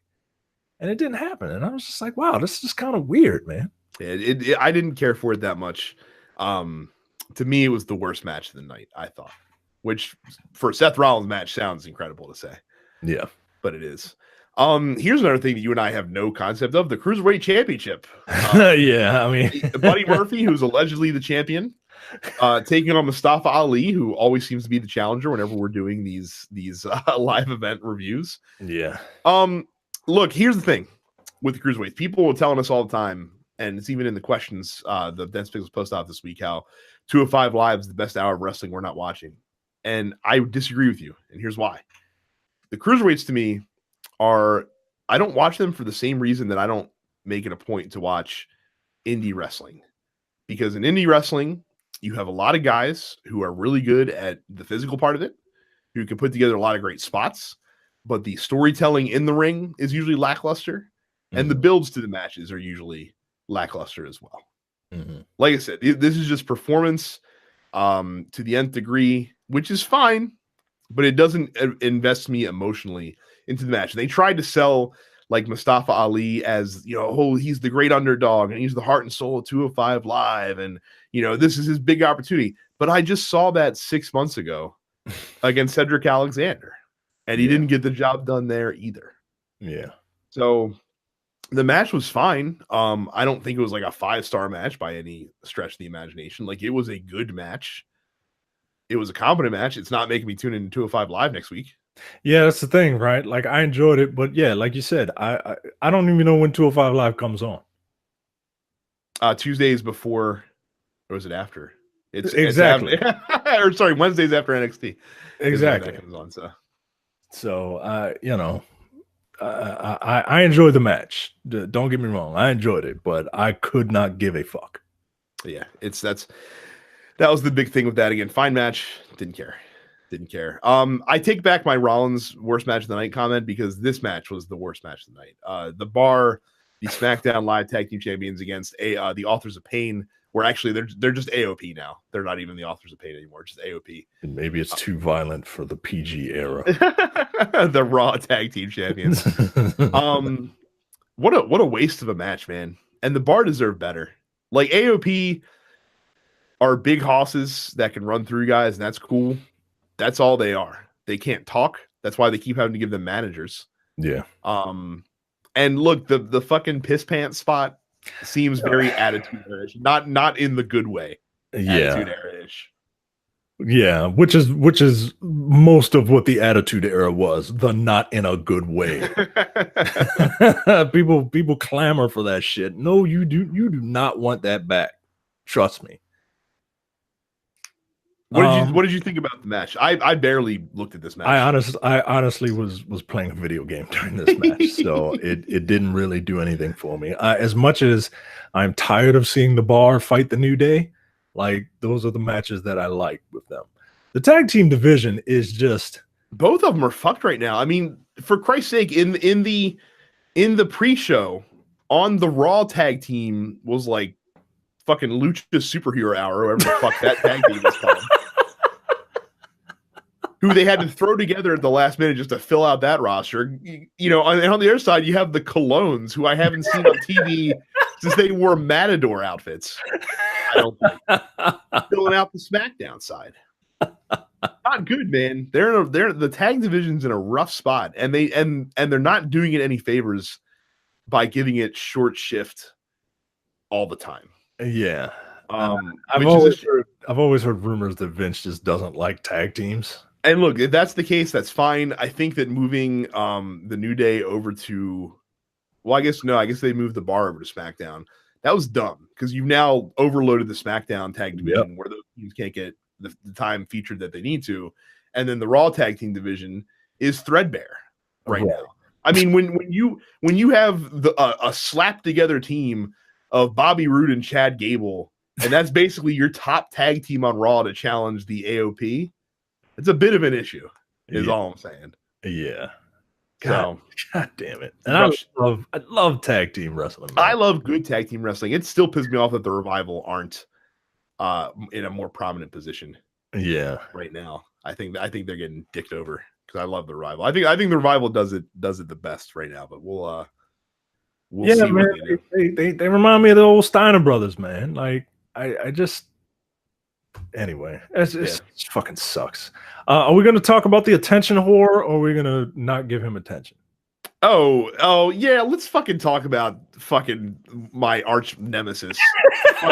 So for those of you that don't know this, the beginning of the tag match was kind of marred by Enzo Amore, who bought a ticket to Survivor Series, was sitting a couple rows behind the hard camera on the side where you can see, and he apparently got kicked out of the arena because he was being Enzo Amore. This is after he got kicked off a flight to Los Angeles because he wouldn't stop vaping.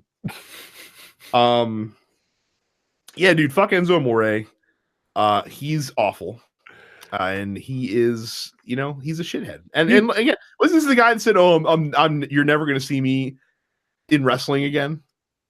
Right. Like he didn't want anything to do with wrestling anymore. Now after he got fucking fired, he was a dick.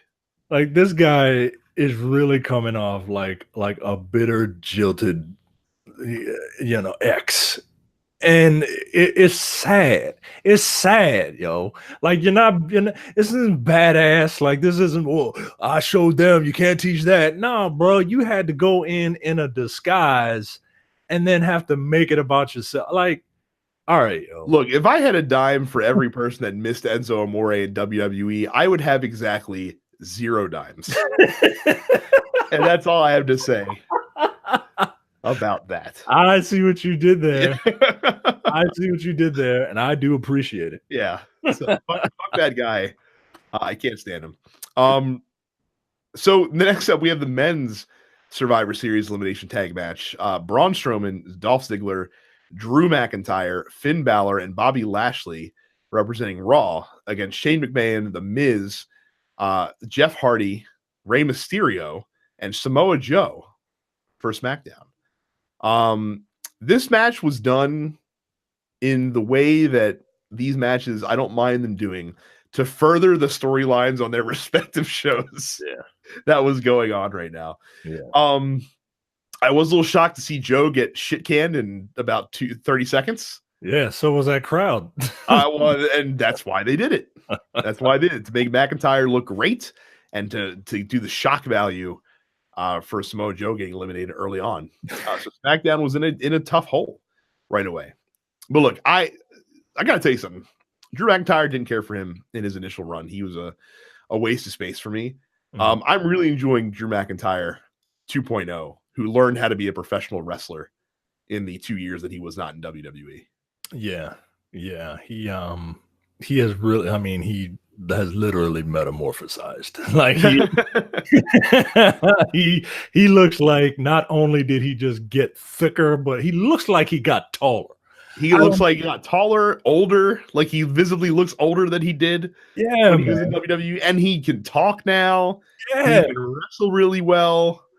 Yeah, man, I like Drew McIntyre a lot. And I also like Finn Balor kicking him in the head after he tagged himself into the match, because Drew McIntyre was not trusting of Finn Balor in this match.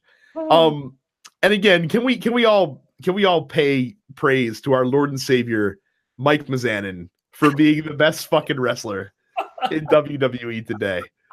I loved how he was putting over Shane McMahon so hard in this match. Yeah, the Miz has come a very, very long way from that annoying white guy on The Real World.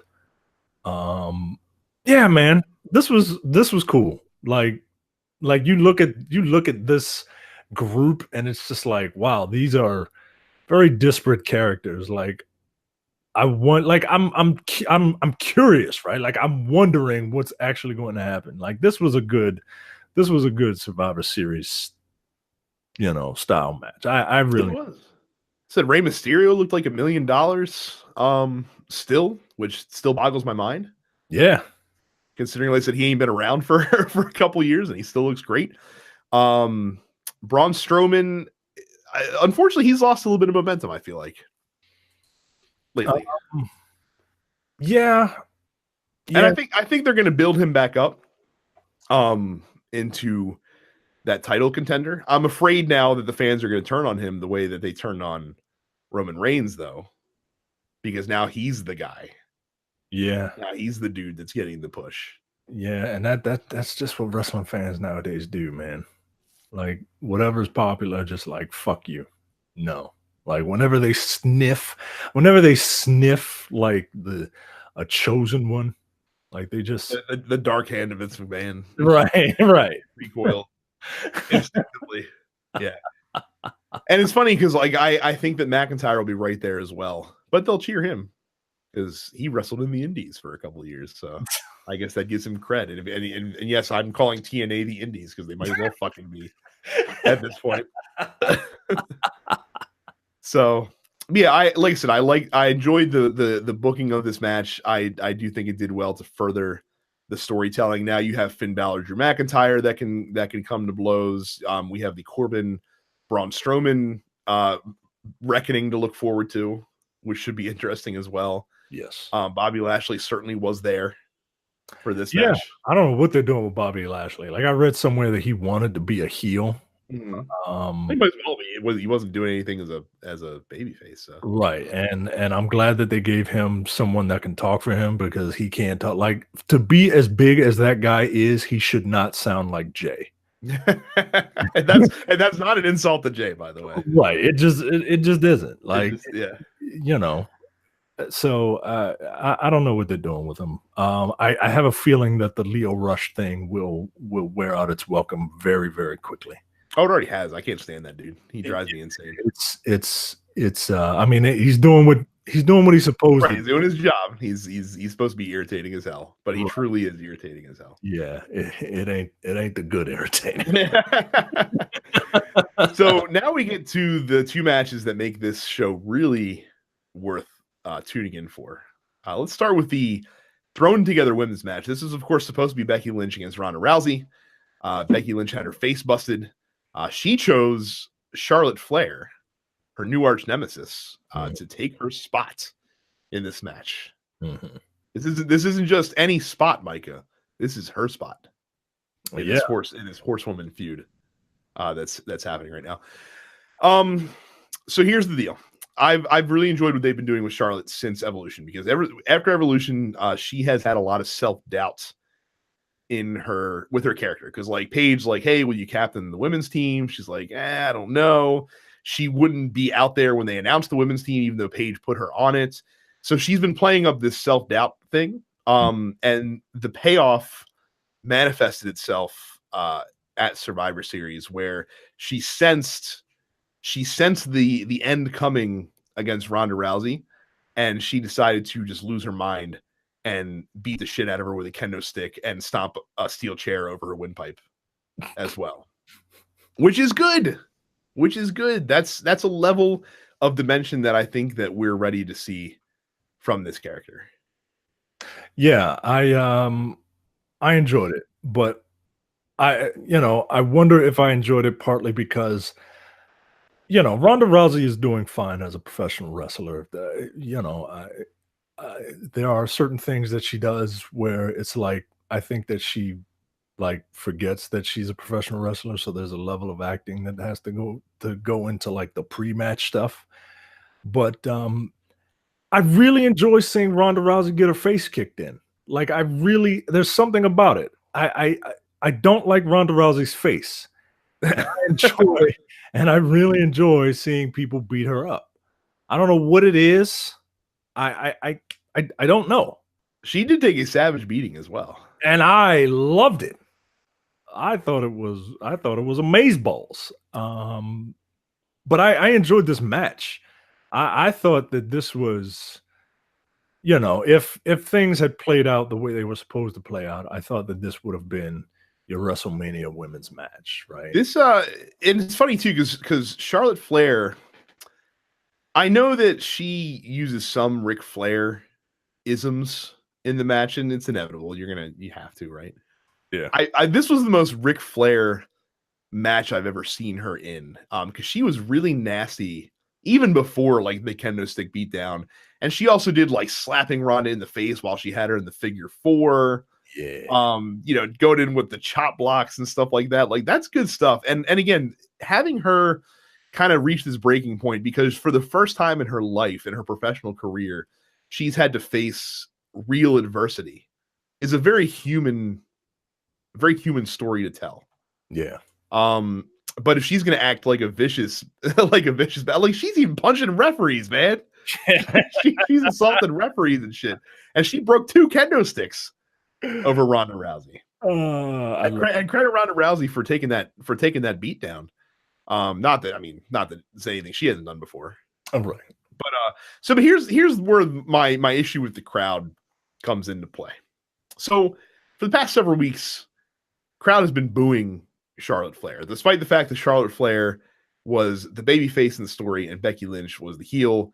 They of course love Becky Lynch, so they must boo Charlotte Flair. Right. Well, Charlotte Flair did about as heelish a thing as you could have done. Like she was beating the shit out of Ronda Rousey to the point where it was uncomfortable to watch. But yet they cheer it. They cheer for her. like the smarks drive me insane, man. Like I get it's cool to be like the counterculture, and it's cool to rail against the man, but just fucking do what they want you to do. A little bit of consistency, folks. Right. Like that would like be you've really been booing her. Been booing her. And I think I look, I expected it from the crowd, right? I expected them to immediately side with Charlotte, because that's what crowds do nowadays, right? What I did not expect was, as Ronda was getting her ass beat, for them to chant, "You deserve it." Does she? Yeah, they say that while she's getting her ass beat. No, I know that happens. I'm saying, does she really? Exactly. To take that beat down just because she dared to be successful. Exactly, man. Like what the fuck, dude? Like I am sick and tired. Like I understand the frustration with having part-timers come in and assume the spotlight. I get that. That's not what she is. Like all we could talk about after WrestleMania was how impressive Ronda Rousey was in her debut. So you shouldn't be upset or surprised that they put the belt on her only a few months after. And it's not like she's doing a poor job. Right. And it's not like she's not wrestling a full-time schedule. Yeah, that was my thing. Like, oh, Ronda Rousey's just gonna be here for, she's gonna be here for 4 pay-per-views out. Right, she's gonna Brock Lesnar it all year. Right. That's not been the case. She's on TV every week. Right. She's doing live events every week.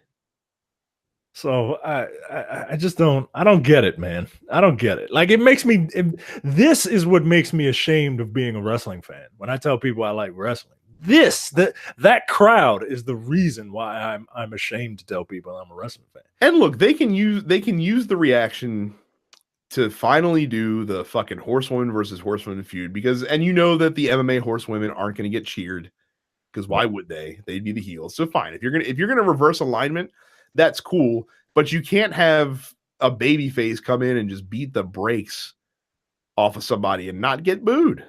Right. That's not how it works. It's not how it's supposed to work, at least. I mean, we probably sound like fucking old men screaming at clouds right now, but that's it. It just bugs me. And it's only the big 4 events. It's only the events that we talk about on the show. Yeah, that you would see that. So that gets to the main event. This was supposed to be AJ Styles versus Brock Lesnar in a rematch of last year's Survivor Series. But then Daniel Bryan had to go up and turn heel and win the WWE title on SmackDown last week. Are you surprised that Daniel Bryan has decided to turn to the dark side? The initial turn was kind of shocking. And then I read that Daniel Bryan wanted to be a heel for a while. And then I read that AJ Styles' contract will be up soon, and they haven't quite nailed down the negotiation. Well, and also he apparently wants to cut back on his schedule a little bit, so he wanted to drop the title. Yeah, because that reason. Yeah, because Samoa Joe was right. Like he was like, I gotta go see my family. So, but I like it. I like heel Daniel Bryan. Maybe we could turn him into a lion now instead of like a goat. Oh, he's like fucking like shit heel Daniel Bryan as well. Yeah. I find it hilarious that they basically turned him and Gargano at the same time. Like these 2 guys who are like the unimpeachable baby faces of WWE are both heels, and the crowds are totally behind it. That's why I can't understand.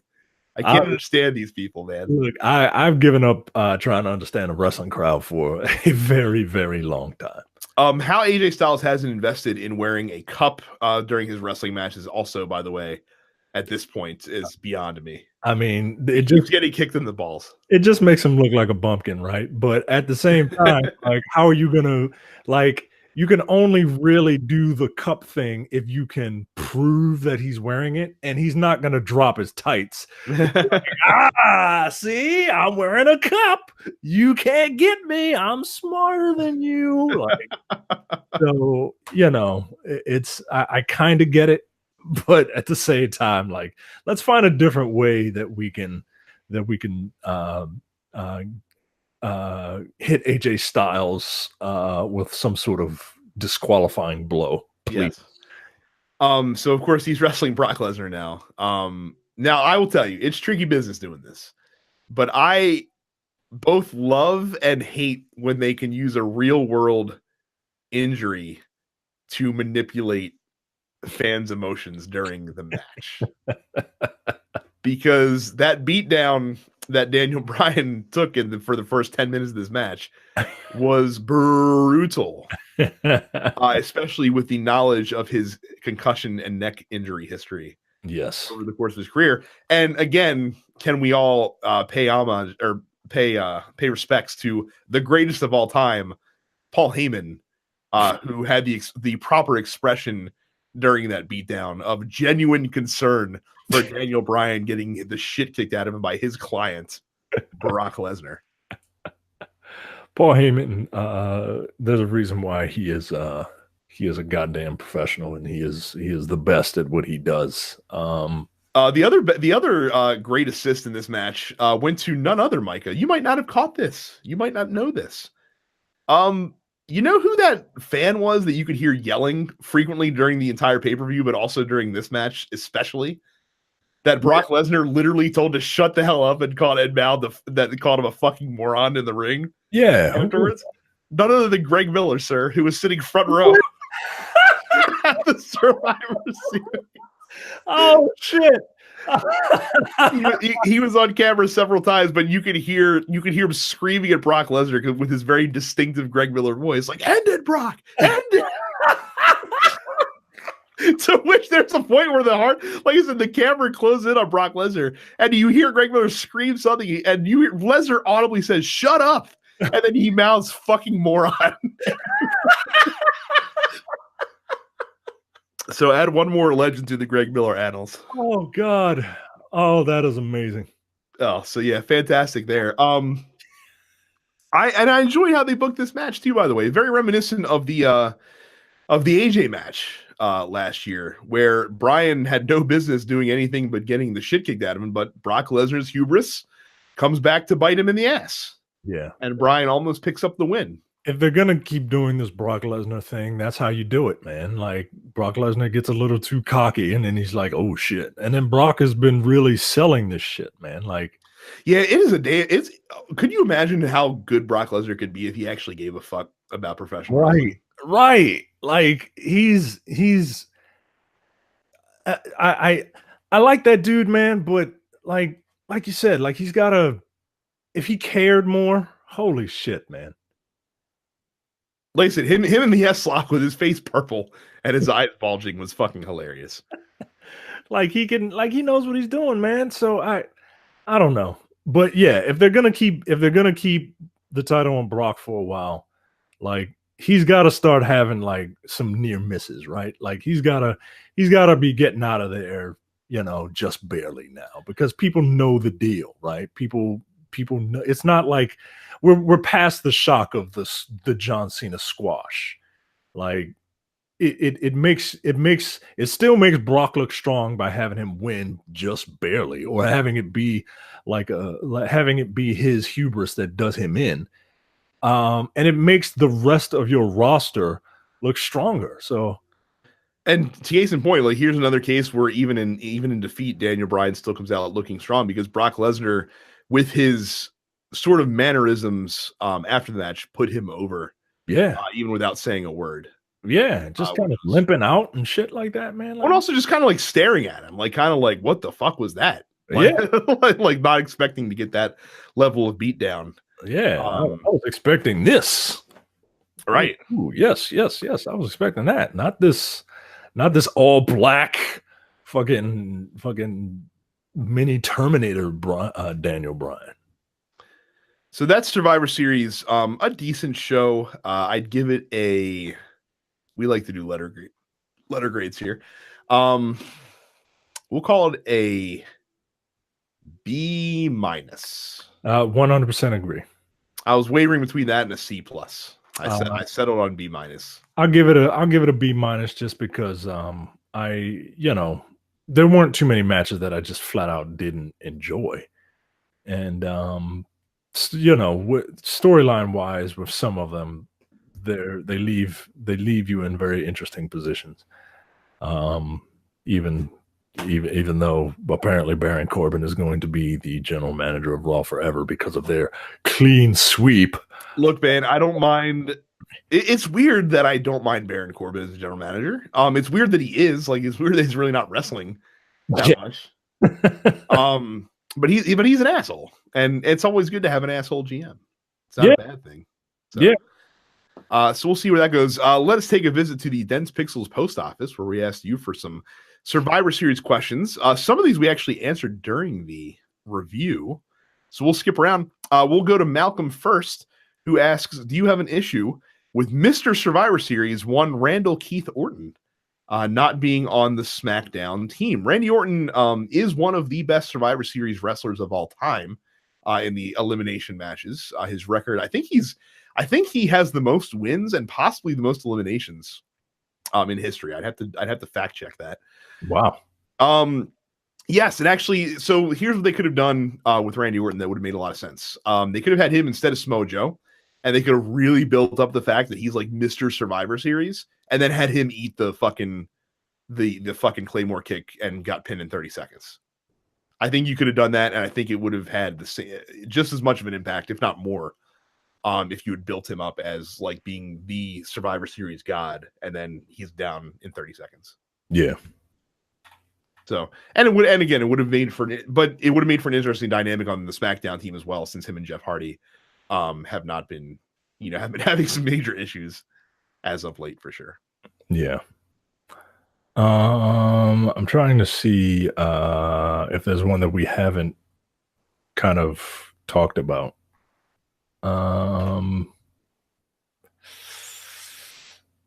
Leonardo says, how do they fake that chair stuff? It looks real and painful.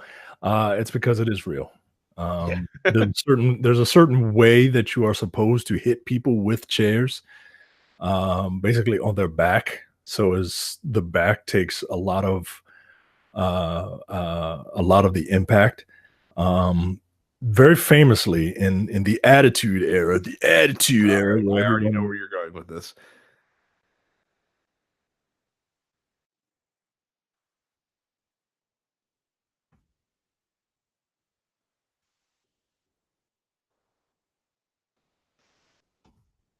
And then hit Mick Foley in the head with 10 chair shots. Mick Foley's family was there, and they were mortified. Normally, they don't do chair shots to the head anymore. No, they get, and like to the point where I think Undertaker and Triple H did it in a match, 6 or 7 years ago, and both of them got majorly fined. And we're talking about fucking Undertaker and Vince McMahon's son-in-law. Right. Like, that's how serious this shit is, right? Because you can really CTE, Chris Benoit, all that shit, right? But when they did it before, the wrestlers would put their hands up and their arms up to shield their head. The Rock hit he hit Mick Foley in the head 10 fucking times, and it was so fucking brutal that Mick Foley's family really feared for his life. And Mick Foley he just said fuck The Rock for many, many years. He never forgave him because The Rock never apologized, apparently. Like, and for you out there thinking, hey, like, what an asshole Vince McMahon is, don't do that, because Vince McMahon, Shane McMahon, all those guys took several unprotected chair shots over the years. Like, it wasn't like that they weren't dealing with anything that they weren't comfortable dishing out. Right. But yeah, chair shots, they don't do. They have gone a long way to make wrestling as safe as they can. Eliminating unprotected chair shots is a big one. And again, chairs don't maybe have the same impact as they did because of that, because you don't have that brutality aspect. But I'm fine with that if people don't have to have brain damage and die at 47 all the time as a result. It's also why you don't see pile drivers anymore either in WWE. Yeah, there was a very famous botched pile driver by Owen Hart to Stone Cold Steve Austin that pretty much put the kibosh on. It ended Stone Cold's career way sooner than I think anyone anticipated. Yeah, Steve Austin only lasted about 5.5 years after that, and that's with a year and a half, I think, of injury in the middle. And he could have probably wrestled a lot longer if it wasn't for that. So yeah, the chair shots, the weapon stuff isn't fake. They're just tough people, and I was gonna say guys, but Ronda Rousey took several kendo sticks. Oof, God damn. And has the welts to prove it. Yeah. By the way, kendo sticks aren't made of like balsa wood either. Like they're thick, man. Yeah, and again, they sound worse than they are, right? But it's still not something you'd want to get hit across the back with to the point where it's shattering. Right. Tables are the same way. Like I said, the tables are, I guess they're a little bit gimmicked, but you're still going through a fucking table. Like it's not, it's not like it's landing on a pillow or anything like that. So yeah, it's just weapons are just one of those things that make pro wrestling unique, but you have to be very careful to make sure that you're not killing people or taking years off their life. That's why you will never see the hardcore title come back. Nope, not ever. Not ever. Yeah. Later, if you missed the Attitude Era, boy, you missed a lot in terms of that. So, let's see here. Who else we got? Stuart asked, why wasn't Ronda Rousey carried out of the ring? That was a bit of bullshit. I don't think so. I think that she was down long enough and she was attended to enough that you don't need to go the extra mile of stretching her out. Very famously, Stone Cold Steve Austin never left the match not under his own accord, even when he broke his fucking neck. Yeah. So I understand why they did it. They want to preserve her toughness, her image, and you just don't look as tough when you're being stretchered out of a ring. You just don't. Yeah. So that's why they did it, I think. What do you think of the rumor that Ronda Rousey was upset that she got booed? I think that it's fair. And you can kind of see, I don't know if she was acting or if that was her being genuine on the exit ramp. Genuine, man. She ain't that good of an actor. And look, I get it's probably very frustrating to do your job well and still not be able to get the reaction that you desire. Again, how they lean into it or don't lean into that is gonna be interesting to see. But I can understand being frustrated, especially because she hasn't been around long enough to really get that the fans are going to kind of just do what they want to do at this point. Yeah, and not really play along. She hasn't really been exposed to a smart crowd, has she? Well, she was at WrestleMania, but yeah, I think she pleasantly surprised everybody. Yeah, and SummerSlam, they were cool with her for whatever reason. Where was it? It was in Chicago, if I recall correctly. Wow. Or no, it was in New York. It was in New York. Okay. All right. So and she beat Alexa Bliss, who is a fucking, spark darling, to get that women's title. Yeah. I think most of the others we talked about already. I think so. We will pass by Malcolm's hatred for Malcolm. Let me know under this post. Is it just the gimmick? Like, do you not appreciate the gimmick, or do you just hate the man? I'm very curious. Like, I part of me understands if it's the gimmick, right? Like, because it's not. He's a different kind of homoerotic than the normal homoerotic wrestlers that walk around. Well, here's one. Cam asks, does Dream need to be in the Rumble this year? They always usually have a couple of NXT surprise entrants. Do you think that Velveteen Dream is going to be that guy this year? I would like to see him in the Rumble, but don't let that be his main roster debut. I would like to see him go back to NXT afterwards. Right. Do the Ty Dillinger spot. Yeah, exactly. Like, I wouldn't mind seeing him because he would pop the crowd. He definitely would pop the crowd. It would be nice to see how he holds himself, how he can handle himself with some of the major stars. And well, so here's the good follow-up question then. If he was in the Rumble, who would be the guy on the main roster that you'd want to see him have his like showdown with when he comes down to the ring. Because they always do that shit, right? Like whenever they have the guy, the special guy, often it's usually related to someone that's in the ring that they have like a history with. I'm sorry, you froze for me. I couldn't hear what you said. No, I'm saying, so if Dream was in the Rumble, who would you want to see them have his like initial one-on-one confrontation with? Oh man. Like, do you think there's a guy on the roster that it would make a lot of sense to pit him against when he first gets to the ring? Like, is it too obvious to say Goldust? And would Goldust even be in the Rumble? Yeah, it's way too obvious to say Goldust. I think Shinsuke Nakamura is weird enough. Oh, you know who it could be? It could be Elias. That might not be bad either. Yeah, because they talk about, because they build up the experience and the and what's funny, I could see those two going either way. I could see them being a liking each other or hating each other or both at the same time. Yeah, that's a good one. or R-Truth, just because R-Truth works in any situation. On the sly, R-Truth, like hey, look. I don't like R-Truth, but since they paired him with Carmella and now he's coming back and he's just being a buffoon again. Dude, Loki, like I appreciated the hell out of his 2 segments last night. Yeah. He had in the locker room. Look, he was entertaining. I'll give the devil his due. I'll give the raccoon his due. He was very entertaining.